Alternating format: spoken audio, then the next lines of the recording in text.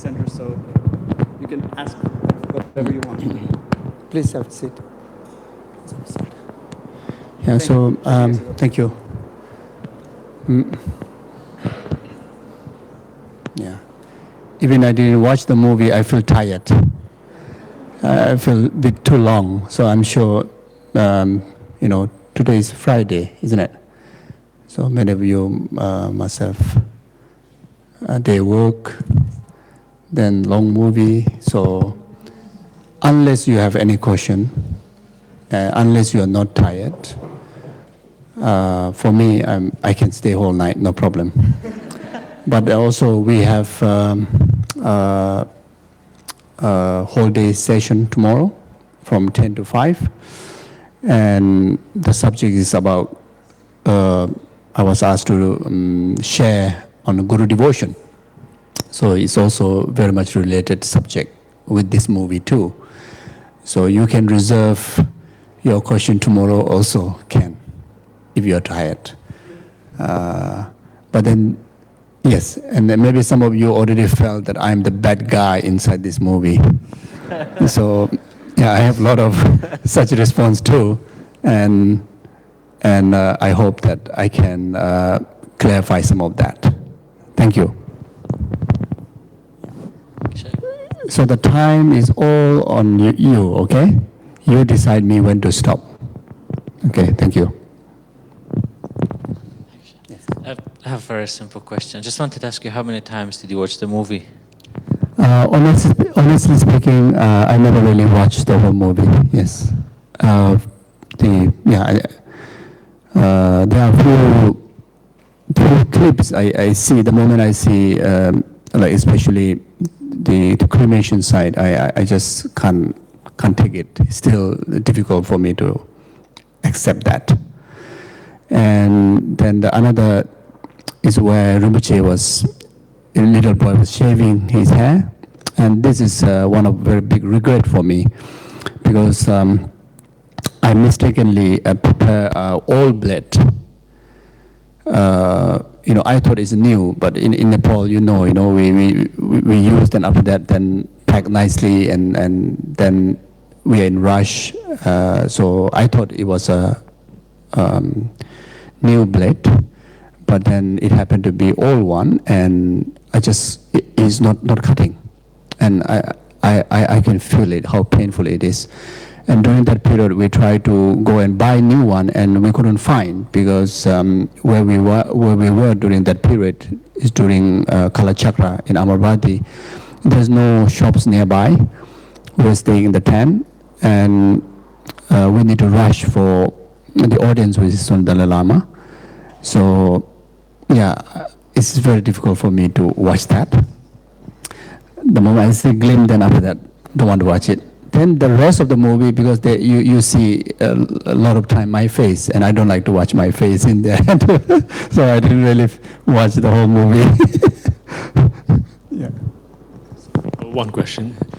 If when you asked the permission to the parents to take their child, if they had said no, what would have happened? Do you have to restart everything again?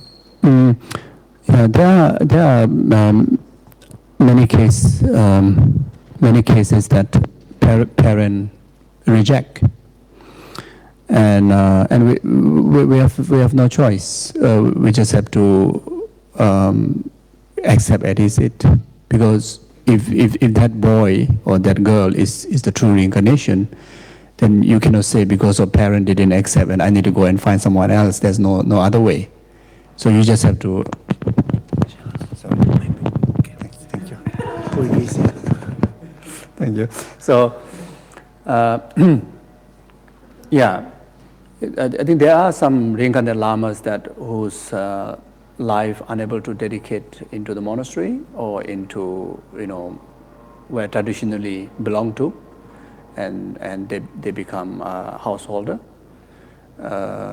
Even for this case, it took us about 1 week, just very skillfully talk to them, and I understand it is difficult, but okay, in this case, they permit it. Yeah.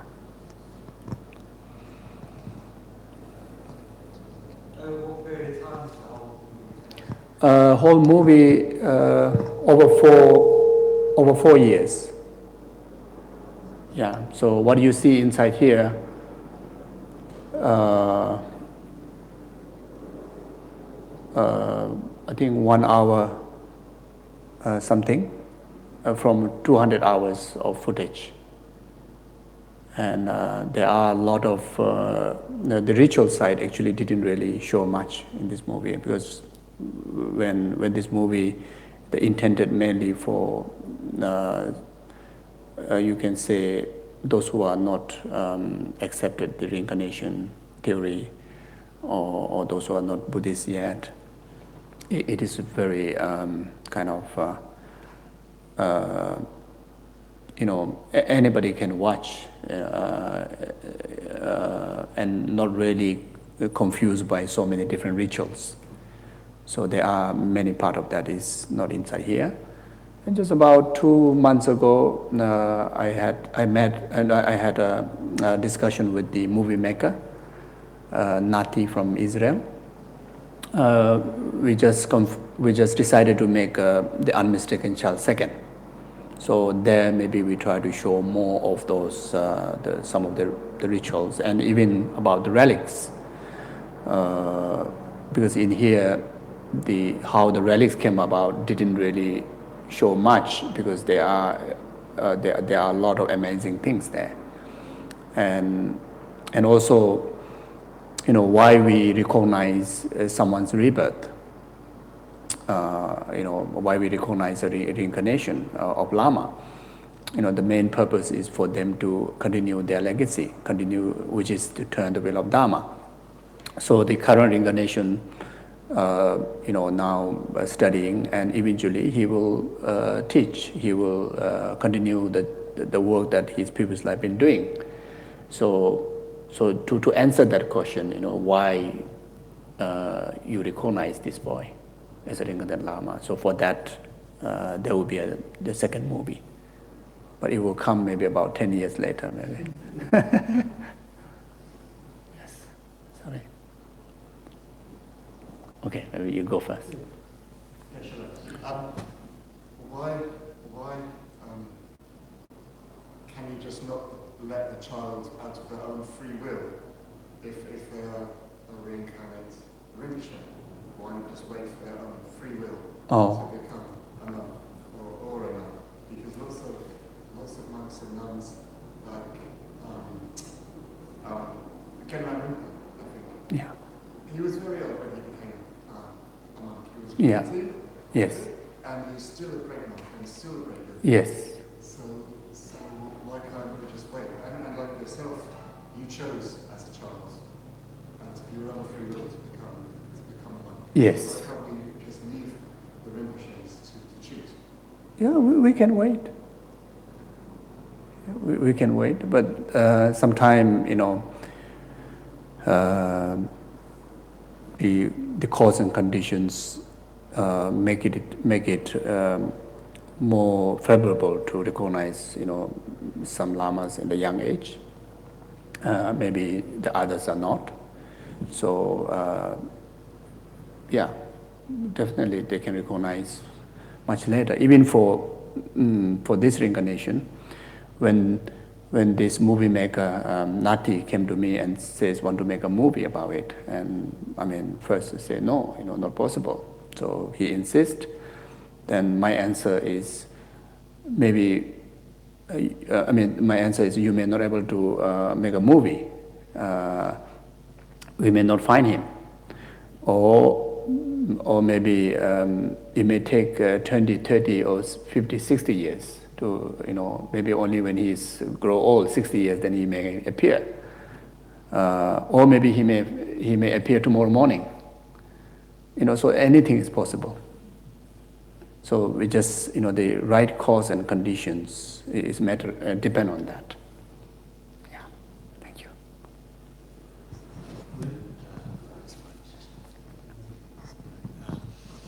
When you went out searching for the child, and you were kind of scanning among many children, did you, even before you showed the rosary with the beads and these things, did you have like a this very deep connection, you know, like as if you roughly knew who the child was, were you attracted to, you know, did you have that kind of attraction towards him?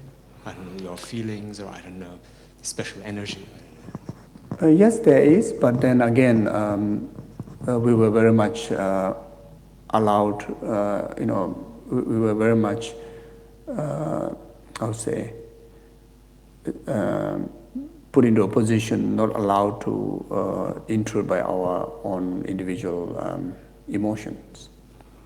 We just have to kind of like make ourselves shut all our that kind of emotions.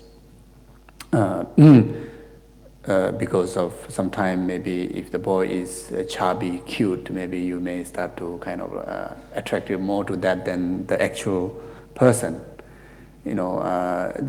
So we have to go with a very bland mind and just to witness the actual fact from the child side and not very much from your side.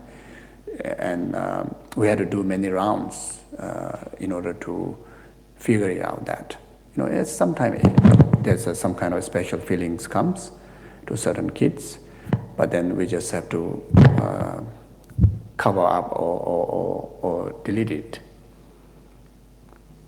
Is there support for the family afterwards? Can you say again? Is there support for the family afterwards? Support for the family. Well, obviously they're losing a child, which is a form of suffering, so do you support the family afterwards? Okay, to support the family,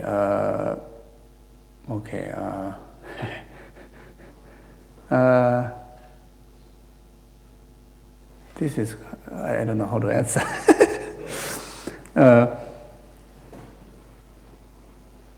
It's one way, but they didn't demand any support. But there are cases that the reincarnations, parents and families, you know. Emotionally, not financially. Oh, emotionally. Emotionally, of course, you know, we stay very close and we try to make sure that, you know, they know everything what's going on after even the child is in a monastery. And especially from my side, I will make sure that both for the child and the parents, you know, they have access to each other anytime they wish to. And yeah, especially, you know, update them, you know, every now and then, and especially when they ask, then of course I have to be always present to tell them the fact what's going on. So far up to today, you know, they were very, very happy and proud of their child. And from the child side, he's very happy, and his own choice that he, you know, I always tell him, remind him time to time, because he's still young, say, would you like to go back home? You like to, you know, just be like your father. So he kind of say, I'm happy here. So both sides is happy. Yeah. What would you do if there was a risk to the child by identifying the child? The rest of the child? I said, what would you do if there was a risk to the child by identifying the child? Risk to the child, you mean? He's a threat to their health and life. Like if there's like a geopolitical situation where you have one country, Oh. one large superpower country that doesn't necessarily wish the best for the child, Oh yeah. what would you do? Because potentially by identifying the child, that may increase the risk of the child vanishing. If that happened in Tibet, then there are such huge risks. But then this child is coming from Nepal, independent country, and so we didn't really. In his case, you know, there's no such kind of difficulties. But your concern is definitely there for, you know, many others. So therefore, when we were searching for this reincarnation, also there may be possibility from Tibet too. So it has to be very careful, and we have a team. You know, in the movie you see only my face, but we have a team, and and also there is a candidate actually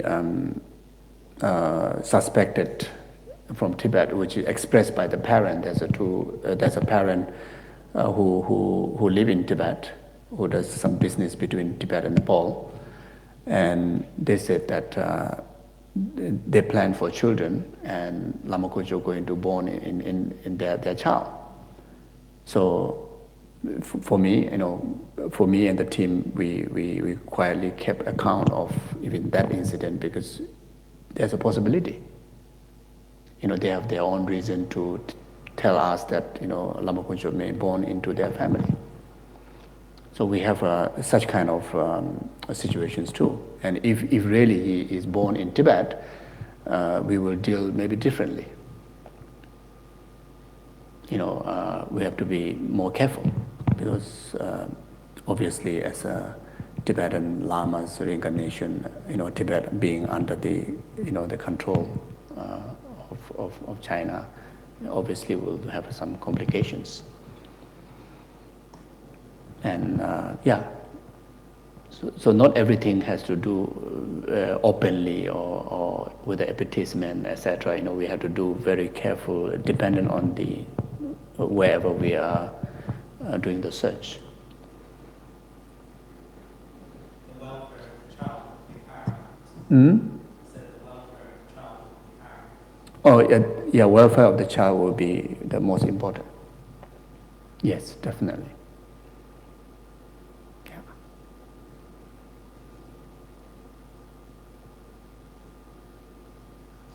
Yeah. Can you tell us how Rinpoche is doing today? He's doing very good physically and emotionally, and education.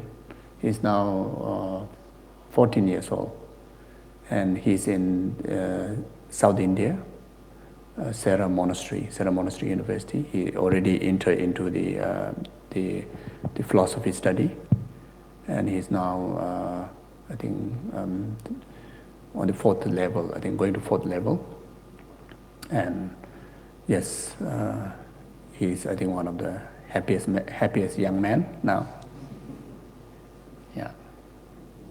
That's what he told me whenever I say, "Are you happy?" He say, "I'm very happy. I'm enjoying my life here."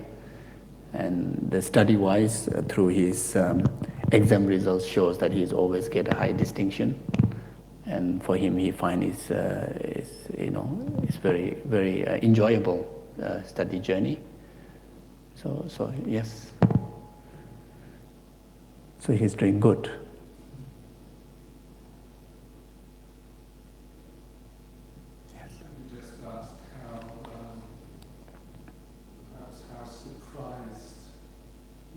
Found the role of big uncle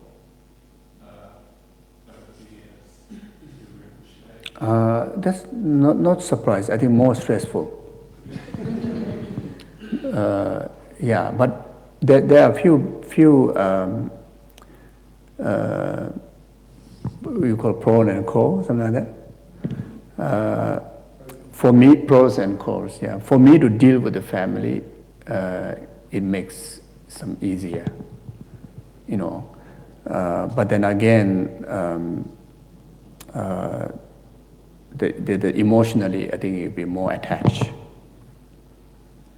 So I have to balance it. Yeah. Were you given any training in preparation for this? Where you knew that it would have to actually go out and hopefully locate the reincarnation? What your role would be, more or less, as a kind of uncle figure? No. For the years that probably you're still doing it now. I was not prepared, not trained. It's just, as mentioned before, I'm just one of the team, and basically we were very much guided along the way. We have a guidance from His Holiness Dalai Lama. We have a guidance from our monastery guru, Lama Zopa Rinpoche. We have a guidance from the monastery abbot. So monastery abbot, he is the main in charge of this team. And when I go for the search, we have a monastery, one Rinpoche, and one the monastery manager. So all of us are already brief, how we should motivate and how we should react and interact to the search. So in that way, maybe time to time the briefing makes us certain degree of preparation, but then not something that special training I had before. Yeah. Thank you. Is there, in terms of Geshe's development of stepping in, do you take a spiritual role as well, as a sort of a sponsor and a guiding role? And does he look to you for spiritual guidance, or has that as part of his journey? I don't know how he look at me, how he think about me. I have no idea much. But from my side, I voluntarily take in every single well-being of him, both education, health, emotion, and even for spiritual. Even though not necessarily I have to give him the spiritual lineage, but then I was kind of also be trained by his own previous life, to whom that should relate to in his spiritual receiving teachings or tying the spiritual knot. So based on that, I offer suggestions. But then the final decision, comes from him. Even though his age is young, but I have the full conviction that he is the late master in the same mind. And he does make wise decisions and correct decisions up to today. And guidance, yes. And do you recognize those decisions as the same decisions as I think the spiritual side, all the decisions that I experienced with him is exactly like how the previous life used to make a decision. But then there's one decision that I kind of like initiate, which is I felt that it is necessary for him to have academic or Western education when he's younger age, like 8, 9, 10, 11 years old, something like that. I felt the monastery education for him particularly would be more suitable when he is 12, 13 years old. And before that, at least few years, I think beneficial to get an exposure into the world, and especially to have a good grounding of the Western education. So I initiated him to go to Australia and enter into a normal school. And he went and he agreed. I suggest, and he said, yes, I'm going with you. So then he stayed in Australia about almost 4 years. And then after that, I said, you want to continue here or you want to go back to monastery? And he says, now I need to study Buddhist philosophy and it's the time for me to go after the last term. Then, okay, we go to Sarah. So then he did express that he would like to go to the normal university after he become Geshe. After he finishes monastic study, he said he wished to also acquire knowledge from the Western universities. So since he expressed the interest, and I am kind of voluntarily taking kind of initiative to take responsibility by myself to get ready for that, maybe including saving money, and go around, and then this is like exactly like I came here to learn. I was in Oxford. I was invited as a visiting Tibetan traditional scholar to offer some lecture and teachings there. And one of the reason deep in my heart is this is a great opportunity for me to learn the place, because he used to mention that I would like to go either Oxford or either Harvard or that kind of thing, And he learned this he went to Montessori school in Australia, and I think within the students they must have talking about this, and I don't understand Harvard, I don't understand Oxford, and Rinpoche is the one who told me these are the universities that I think I should try, So, and yes, and I'm here to learn how it works, and I already having some ideas, how I should start to prepare, and I think why not, he should explore that side of the education too. So in that sense, I'm like acting like a father actually. Yeah.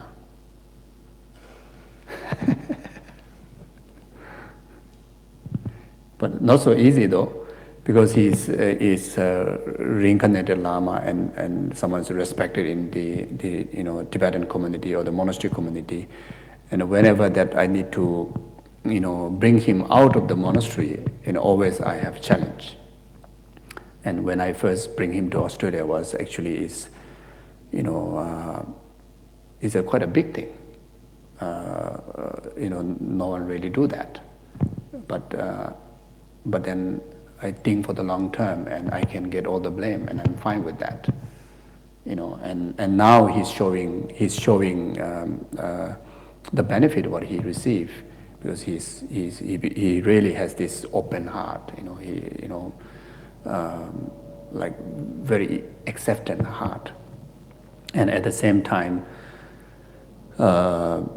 he's not like me. Don't know mathematics, don't speak proper English. All this opportunity I didn't get, and I wish that he gets it, since he also has interest. And when he was in the school, he's very good in mathematics.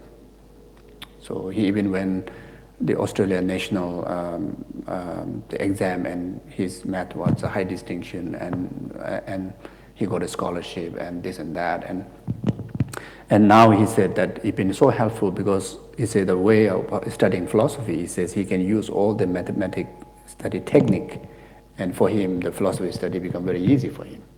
So it helps, But if he stay in a monastery, maybe he may not able to get any exposure in mathematics and maybe even the science in such a young age. Like that, yeah.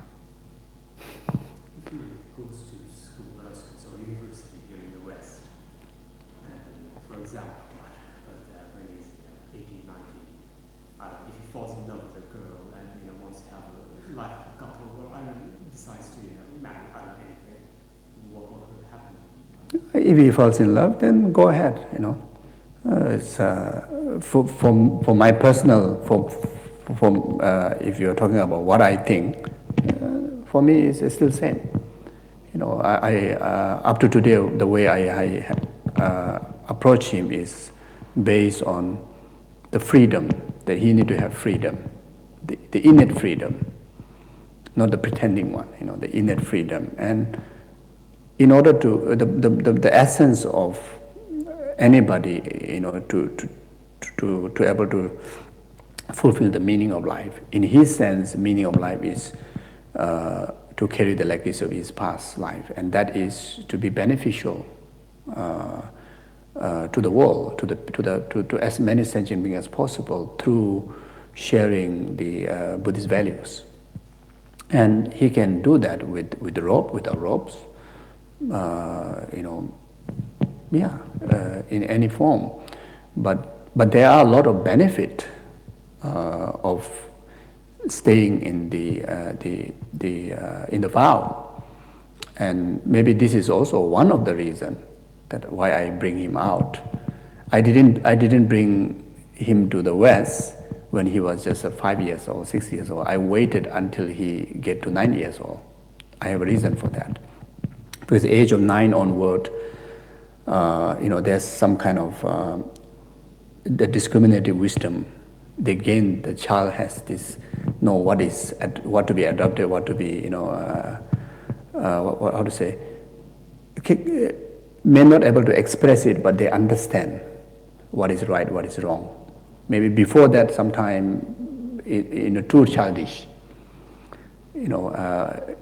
Maybe they may able to discriminate, but they may not able to leave a strong imprint of it, what they experience. But then also, I was wishing, and I kind of prepare, even though he made the decision that he want to go back to monastery, age of 12 or 13 something. No, I think age of 12 and a half, whatever. Because he's approaching to teenage.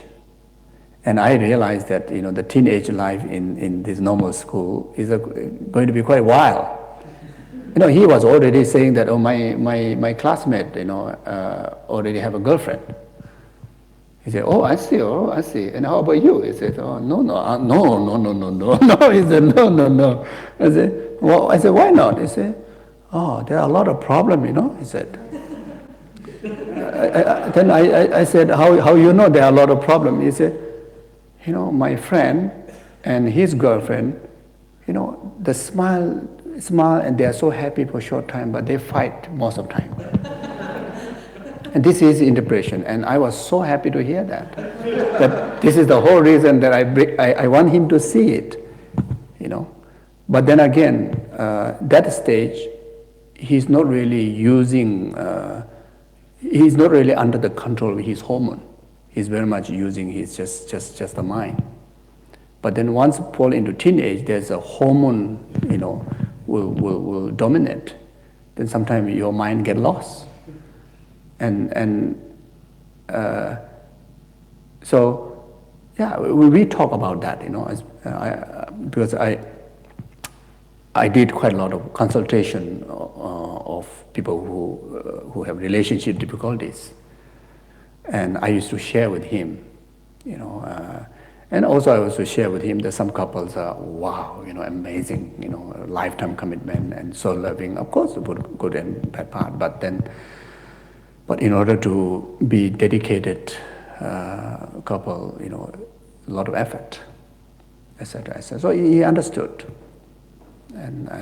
But then again, in the future, whatever decision he makes, as long as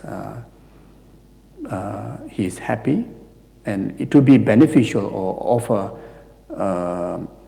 kind of contribute to the peace and happiness of others. First, I believe that you yourself has to be happy and peace. Otherwise, you will be more pretending. So I will take it very easy, whatever it comes. I just wish him, live long life. That's the most important, and be happy. And the rest, I think, will come along. Whatever. Yeah. Thank you. How do you differentiate between a reincarnated Lama giving you the lessons of the universe, between maybe a child needing an essence from a father figure? Okay, I hope I understand your question. Okay. When my life with him for the 4 years in Australia, I acted as a father figure. In one look, I think I have quite a different boxes of mind to deal with him. So one is, I have to be responsible as his father plus mother, because only two of us. So I need to give him the guidance and the love of both parents. So in order to do that, I even went to learn how to be parenting. In the school they give a parenting session, and I go and learn because I never been father before. So the another box is that he's my guru, but then I want him to be normal child, because that's the only period that he can experience. When he go back to monastery, he don't have chance to experience the normal child life. So in order to feel normal, I cannot treat him, you are my guru and you are precious. No. So in that sense, say we have a deal that we are a good friend. So we live as a friend, so that he can express without any fear or like sometimes even you regard that you are father and you are son figure. Sometimes they also have a certain barrier. So I wanted him to express anything that comes in his mind, and since I am there, I'm only there for I'm the only one is there for him. So he need to express to me anything without any fear. So I say we are friends, and I won't judge you. Even you say absolutely rubbish, I won't judge you. You can express anything, and I have to be mindful of being just a listener, good friend. And at the same time, I never forget about that he's my guru. And after a whole day, of our interaction, sometimes like a friend, sometimes like a little bit tough as a father. And at the night when he go bed, then I make prostration to him. After he sleep, without knowingly, without his open eye. So I do confession if in case I did happen to raise my voice. Or in case my mind is hallucinate and I start to see him as a real ordinary, instead of that actually he is as special as my late master. So I confess, I realize, and I do prostration, and then the morning when he woke up, and again one friend having breakfast together, or one son having breakfast with the father, or whatever he want to think, And sometimes he regard me as a father, sometimes he regard me as a friend, and he has so many different boxes, more than me, And in time to time, he showed this the manifestation to prove to me that he is Lama Konchog. He is the previous master. So, just one example. When we were there, I was doing retreat because I'm quite free, so just to look after him, and that's it. So I was doing retreat, but then retreat for me is very important, and even the previous life used to regard very important. But I never want to tell him that, okay, this is very important and you should do it. No, I don't want to tell him that, but I want him to see what I'm doing. So my first session always complete when he come out from the bed morning, come for the breakfast. So we use, this bell, bajra, all the ritual items, and the moment he open his door, come out, I start to like bang, like that, and then he said, why you are pretending, How could be beneficial your practice? You're just showing up to me.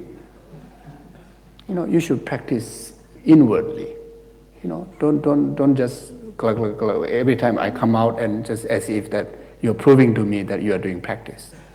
I said there won't be any benefit. And one little boy, and this is a huge teaching, and my late master would say the same thing. And he used to say many times similar in such kind of similar case, and he did say like that.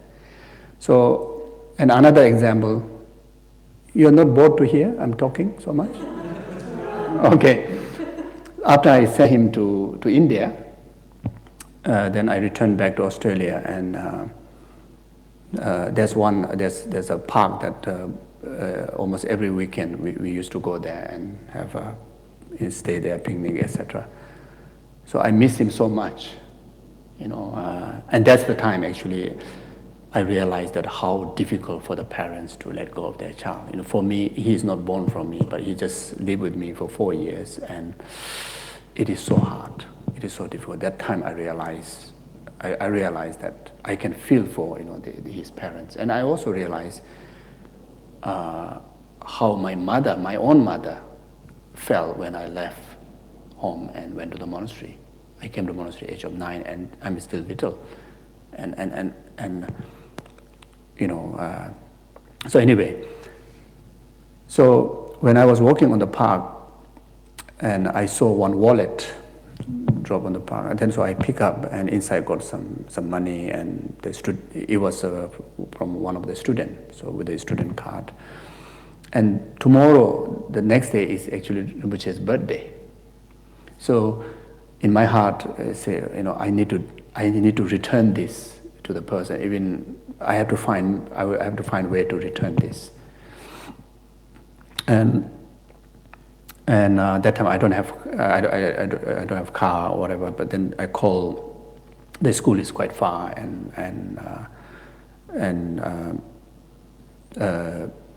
so it's a bit difficult for me to deliver the thing.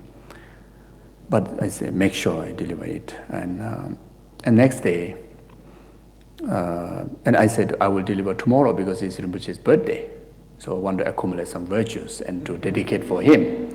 And want to tell him. But subconsciously, I also kind of say that, like, this is the way how good human beings should do. It's like, it's still thinking that I am like kind of father, not really regarded as a guru. He is still a child, and I still need to guide him. That kind of thinking. So there's some such kind of idea there. So anyway, after I hand over the thing, and I call him to India. I say, Rinpoche, and happy birthday, and today is your birthday, and I have a virtuous birthday gift. And he said, what is that? So he said, I went to the park and I found that wallet, and inside got a lot of money. If this wallet is picked up by someone else, they will definitely keep the wallet, or at least keep the money. But I didn't do, because of your birthday, and I want to dedicate some virtues for you. So I went to return, even though I struggle, there's etc., etc. And I hope you are happy with that. And Rinpoche says, what you did, good deed. But I don't think there's much virtue because you have so much ego. You're saying that, I did it, as if like you are praising yourself so much. So, there's not much virtue there. But what you did is you did correct. So, bang me in my heart, it's guiding me to do the right practice. And I think 12 years old child not necessarily will say so hard like that, So, and I immediately realized that actually my motivation is actually to impress him, not really about virtue. So like that. So there are many occasions. One thing I was trying to clarify, saying he's being stubborn about something, how do you differentiate potentially like divine wisdom from a reincarnated Lama or a child just being stubborn about something? If you had no previous context about the situation, how would you? I see. Yeah, with him, the stubbornness comes when he make, a certain decision. But then all those decisions that I deal with him is nothing really kind of negative or harmful thing. So even though maybe the time I feel the time is not ripened to make such a decision or such kind of statement or such kind of act, but I just since it's no harm for that decision or that act, I usually says, go ahead. I don't really kind of try to like change his mind or correct him, as long as it's not harmful. And I never really experience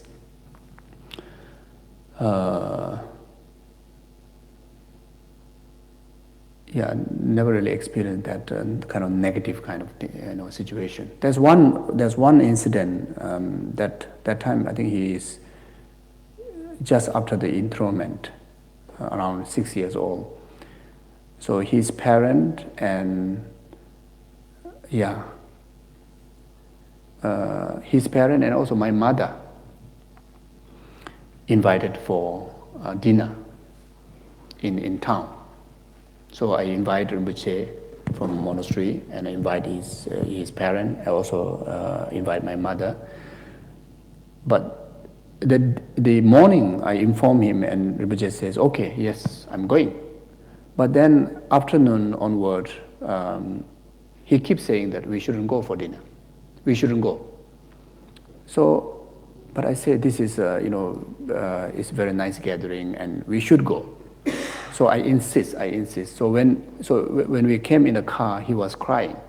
And he was trying to tell you something, but he's saying that don't go. But I say, please keep quiet, he said, please keep quiet, I'm sure you want to play the toy, that's why you don't want to go, like that kind of thing. But actually, later I found out that he means something else. He's not because of he don't want to go because he want to play with the toys. But I keep saying because of he's such a little and he's enjoying his toys, because of that he is crying, he says he don't want to go like that. So the moment we reach in front of the hotel, in front of the restaurant, the motorbike banged my mother. And my mother was fall on the middle of the street. And unfortunately, is not that badly hurt. It was some scratches and that, etc. And this little boy, 6 years old boy, says, I said, don't go. So he said that. He said, I said, don't go. So then after that, then of course, I was kind of like given a big lesson, I've been treating him little boy. Actually, he has this kind of like, clairvoyant or whatever you want to say. And Lama Konchog used to have that kind of predictions, he used to do like that. And I never relate that time with this little boy with the Lama Konchog. And I keep, due to my own, ordinary mind like that. And then anyway, after that I pull out my mother and then I say, okay, now really, we did something and we don't want to go inside the restaurant. He said, now we go back. Now he stopped crying. He said, now go. Now we go and eat. So what he really meant is that he meant to stop this part, but we didn't listen. But then he don't see any further obstacles. We already want to cancel, but he said, now we go inside the restaurant, now go and eat. And he stopped crying, he's happy and like that. So, I guess, I don't know whether I answer your question or not. Yeah.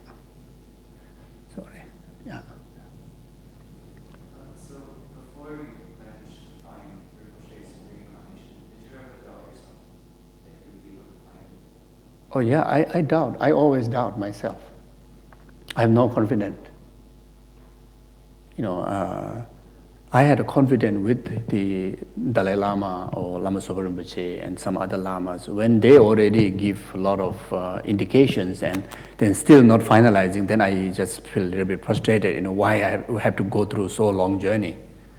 But then that doesn't mean that I have a confidence that that I already recognize somebody. No.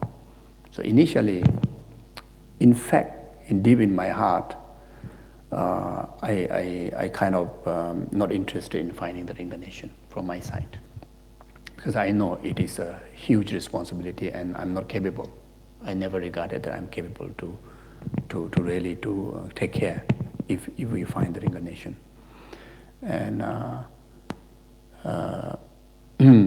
but then the circumstances and all the support from the masters and the monastery institution, somehow, I went to that direction. And I have no regret. I feel very privileged and very happy. Yeah. Okay. There's one thing that you learn from all this that you take away from it. What would it be? Can you say again?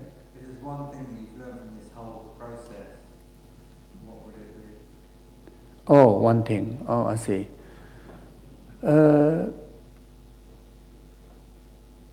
Maybe something different for like monk or like traditional Tibetan Himalayan people like me.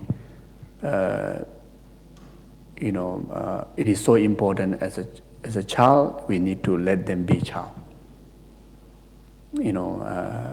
yeah, they may be holy, they may be Buddha, but they rendered the human physical body, human physical gene, and the child has their own privilege, child has their own freedom to be child, and that has to offer. That cannot be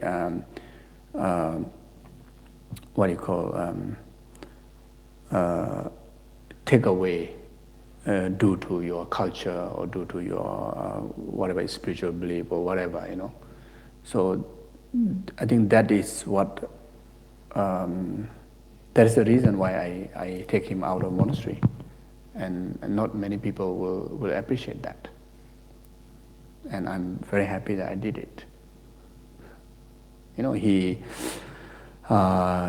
swim, I taught him how to bicycle, and not only that, even, I want him to experience the different hairstyle. So I'm the Baba, and when I go to his school, his classmates comes with very, very interesting hairstyles, and sometimes I cut him and sometimes I make him totally punk, it's and sometimes he goes, I say, well, what do you make me?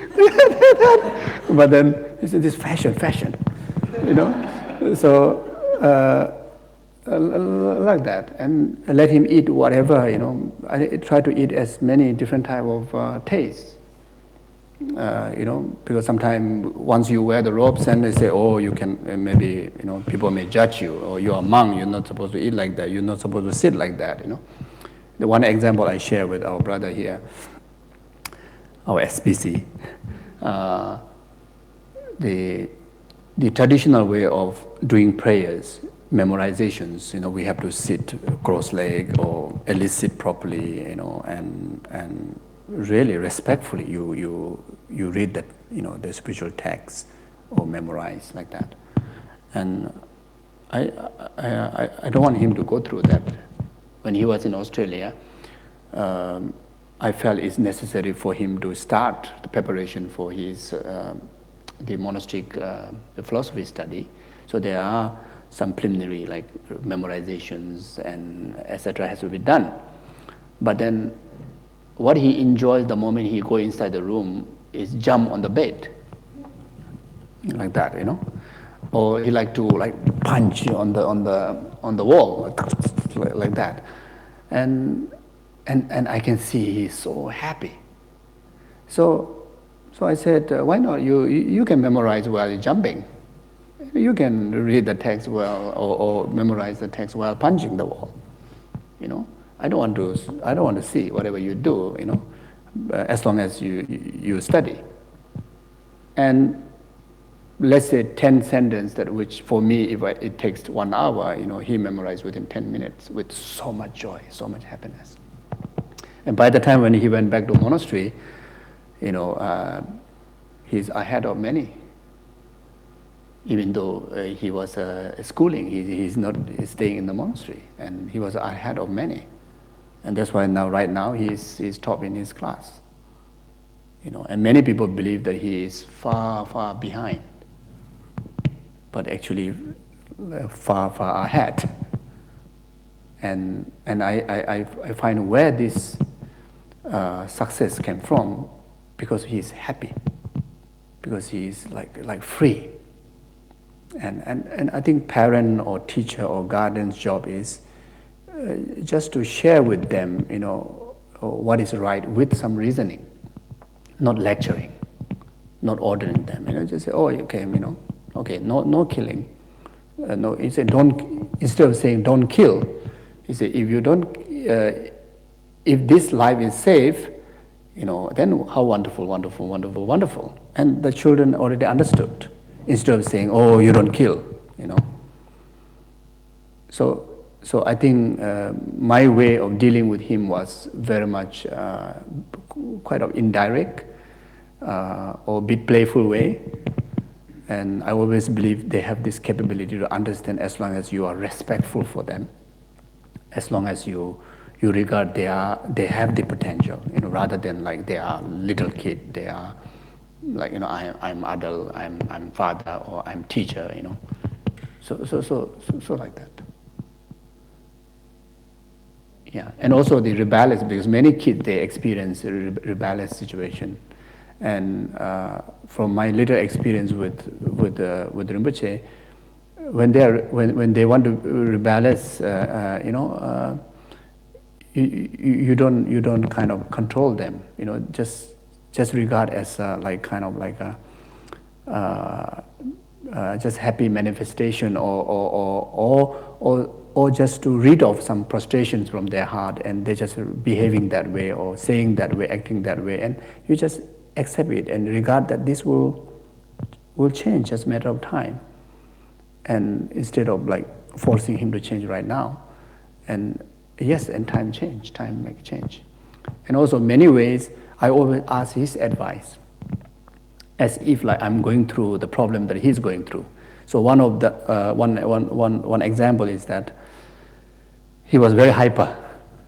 That's why you see he jumped on the bed and he banged on the wall, and every day I need to dedicate at least half an hour to wrestling with him on the bed. And I realized, every day he's getting stronger and stronger and stronger. By the time before he went to India, I was completely squashed. Earlier time I used to squash him a bit, but later I was completely squashed. And he it's quite difficult to get sleep, and so much energy, and I get tired. So I thought, I do some research, and what it could be. Well, it's talk very fast and run very fast, and that's so much energy.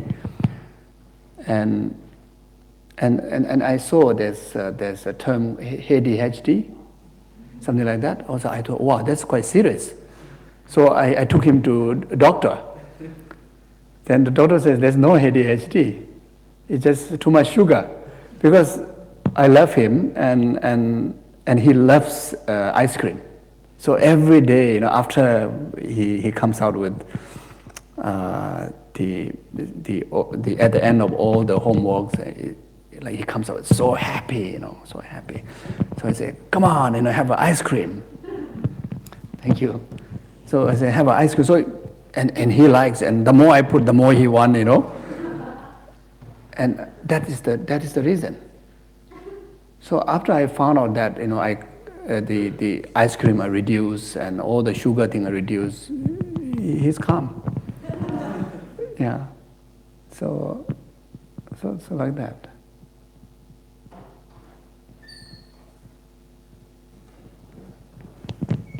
So anyway, I wanted to say something, but I forgot in between. Okay. Anyway. Okay.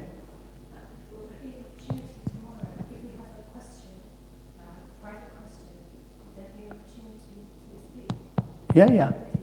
Maybe tomorrow, in between the sessions, or maybe after the sessions, after the last session. Yeah, we can do that, isn't it? Yeah.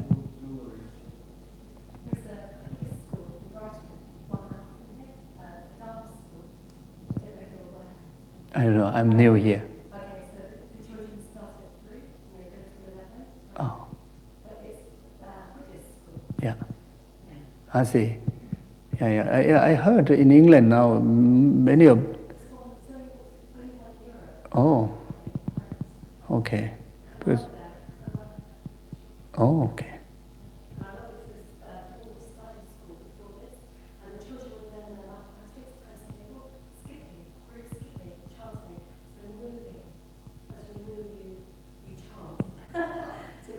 Yeah. I think it helps a lot. Yeah. But this is not a style in normal kind of regular schools. This is alternative. Okay. Yeah. Good. But I guess every child is different. Maybe every child need to deal differently. Maybe isn't it? I think as long as you respect them, you love them, and give them space, then I think from there you know how to deal with them. I think yeah. I think forcing is no good. And I regret the few things I had to force him, which is very bad, very difficult. It's very hurtful for me, especially the hair cutting. I apologize him. I asked apology a few times. He said, "Oh, don't worry, I don't remember." He said, "Don't worry, I don't remember." He said, "You want to watch?" He said, "Oh, no, I don't want to watch." Huh? What does he think of the film? I think he also didn't watch. I don't think so. With me, he never watched. But I think he must have seen, some scans. Yeah. Do we want to stop here? Yeah. Thank you for all the questions. Thank you.